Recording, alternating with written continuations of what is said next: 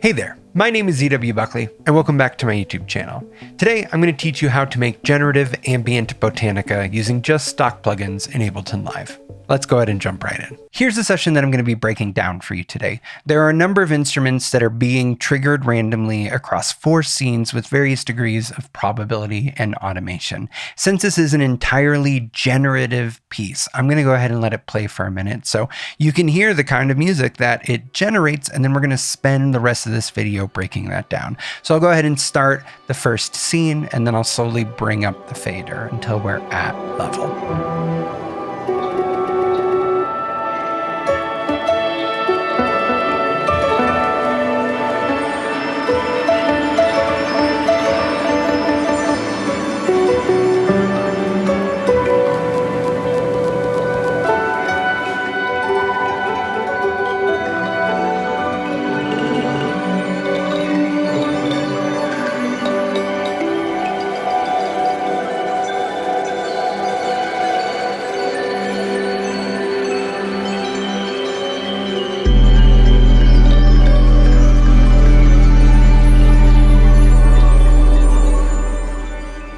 First, we should go over what Botanica actually is. And I think the easiest way to understand Botanica is to focus on the common sound palette found in the genre. It draws from EDM, hyperpop, ambient, lo-fi, and IDM, and while that is a lot of different references for one genre to draw from, the sonic world tends to be pretty consistent. There are 4 sonic pillars of Botanica: acoustic elements like piano or guitar, spectral processing and effects, granular synthesis and processing, and field recording and nature sounds. And there are stock Ableton Live devices that achieve all of these sonic outcomes. All 4 of the sonic pillars that I mentioned are represented here. For the acoustic elements, I'm primarily representing those through 2 different tracks. On this first one here, I have a kalimba sample instrument that I created, as well as the shimmering bard, which is from my website, and that sounds like this.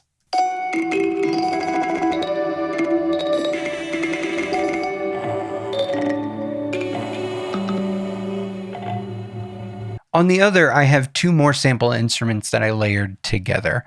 One is my in-laws' old grand piano that was always lovingly out of tune, and this guitar that I created from sampling it in an antique shop. And those 2 together sound like this.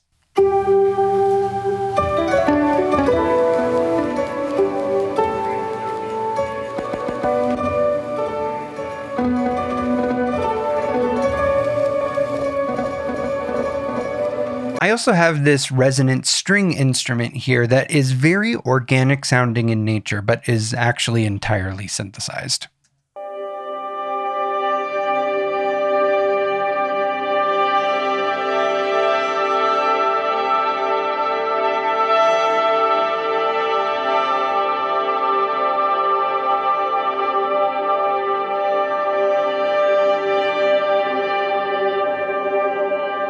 And if you're curious about how this instrument came about in particular, I would encourage you to watch this video in which I break down that workflow.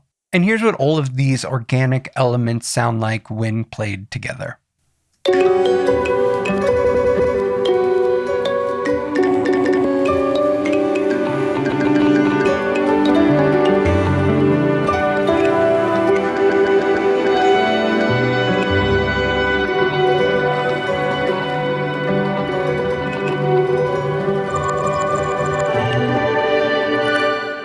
Now, you could easily record all of these acoustic instruments yourself. I even have an acoustic guitar hanging behind me, but I really love making custom sampled instruments from the sounds in my own life. I tend to think about sampling as a documentarian practice, and if that's something that you're interested in learning more about, then I would encourage you to check out this video in which I go over the techniques and mindset of that practice. For my granular elements, I resampled Ableton's upright piano and I sliced it to a new MIDI track. And then I'm using expression control to randomize all of the loop parameters. And it creates these really interesting, glitchy, organic textures.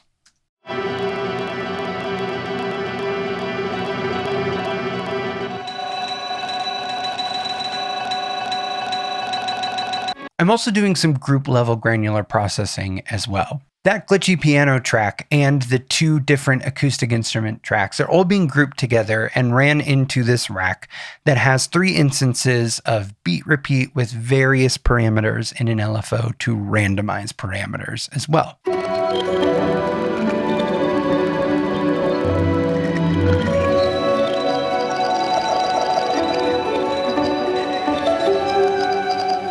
And finally, that glitch group plus my resonant string instrument that I showed you earlier is all being grouped together and ran through an audio effect rack that has 2 separate chains, one which is just an entirely dry pass-through signal chain, and the other then has an instance of grain delay followed by the multiband compression preset.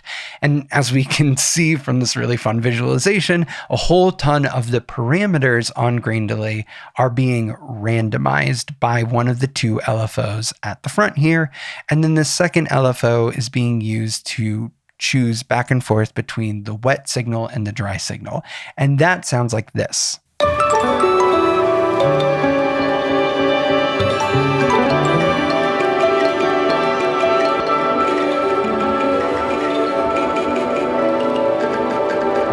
A lot of Botanica is really heavy on meticulous sound design that is intricately layered across the timeline. But since I wanted to go for an ambient and generative approach for this track, a lot of that sound design work is happening via effects, and that's particularly true when it comes to the spectral processing happening in this song. I'm introducing spectral elements in 2 main ways.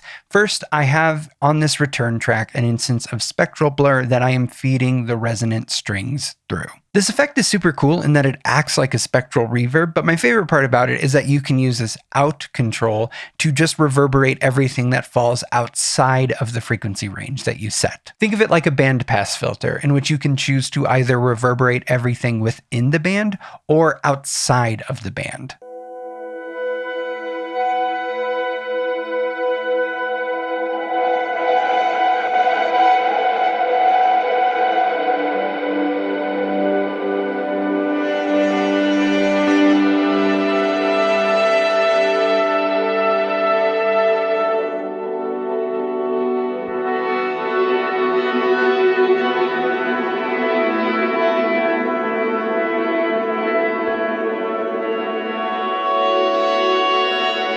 The second way in which I am using spectral processing is by creating this really complex chain on my Walk in the Woods instrument, which you can pick up from my website. Let's break down what's happening here. I'm going to go ahead and disengage every effect in this chain, and then we'll build it up as we listen to it together. So here's the dry signal. Vocoder. Spectral resonator,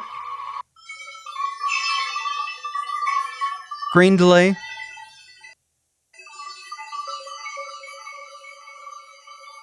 reverb, and then OTT to pull everything forward.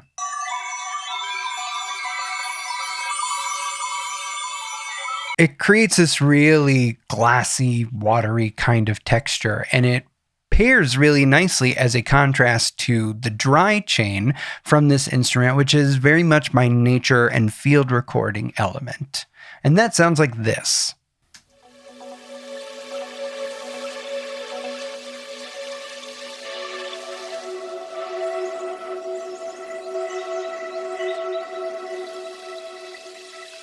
Taken both together.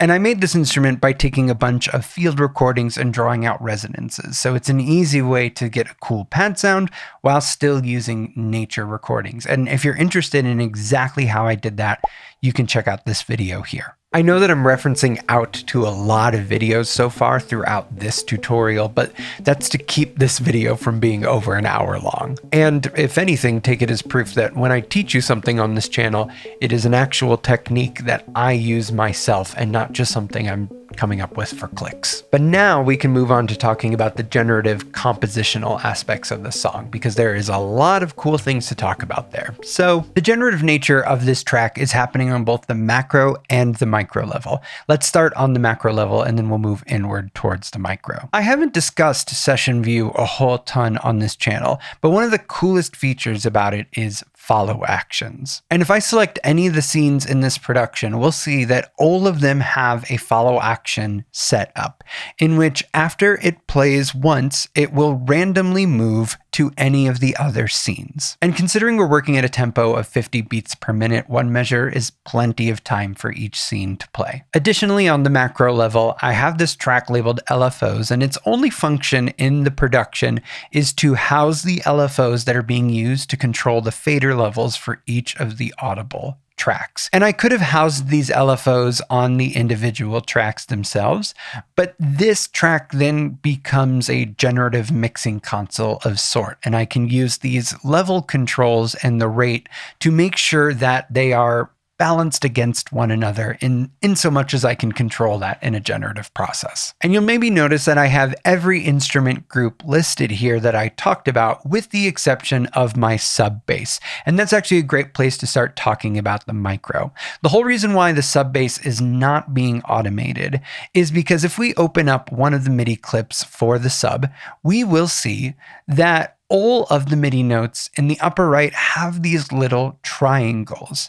And that means that I am using some sort of chance probability that is less than 100% for each note, meaning that even though the note is sequenced, it isn't guaranteed to trigger every single time. Editing the chance of each note is actually quite easy. You just go to the chance editor down here, which appears below your velocity editor. And if this isn't visible for you, if you're following along, you just need to click this little triangle here and a drop down will show up where you can select chance. Now, normally this is the time in which I would play an example for you, but because the probability is set to 4%, the likelihood of me hitting play and getting this for you without having to have it loop for a few minutes is pretty slim. Now I'm using this technique with chance probability all over this production. On Walk in the Woods, if I play just this first clip here, we'll see that in this chord, I have every single note set to a 20% probability, which means that it's not always going to play the 4-note chord. In fact, it's very rarely going to play the 4-note chord. Instead, it's going to give me these 1 or 2 note combinations,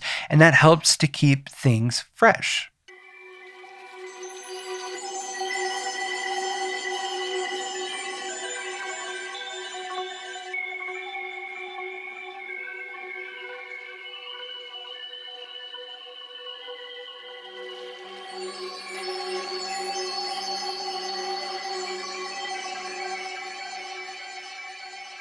And coupled with the volume automation from the LFO, we can hear that even though the sound is subtle, it is lively and it's evolving. One of the main reasons why I find chance probability so useful is that it ensures that every time a scene is repeated, it is different.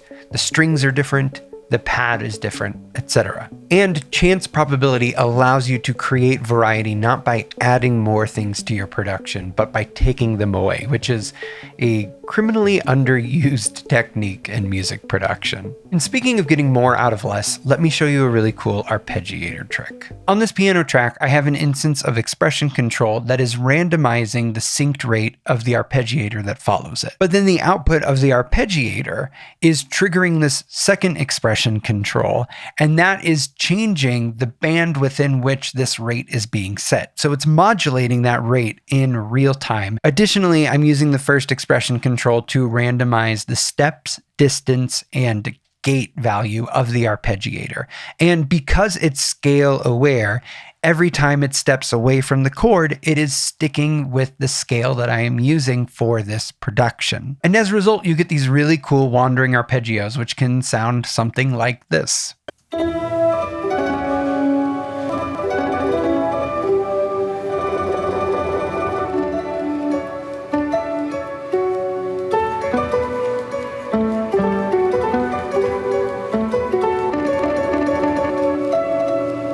I'm using this on both of my acoustic instrument tracks, so the arpeggios are always interesting and meandering, but they are never repetitive in any single way.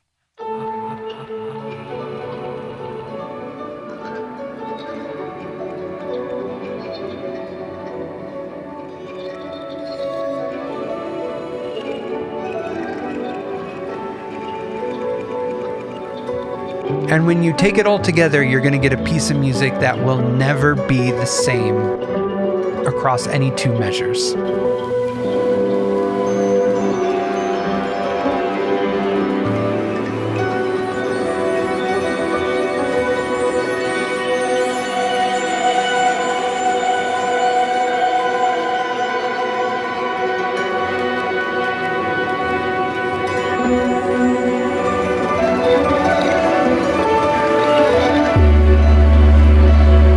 If you've enjoyed listening to this song, I've uploaded a 1-hour study mix here.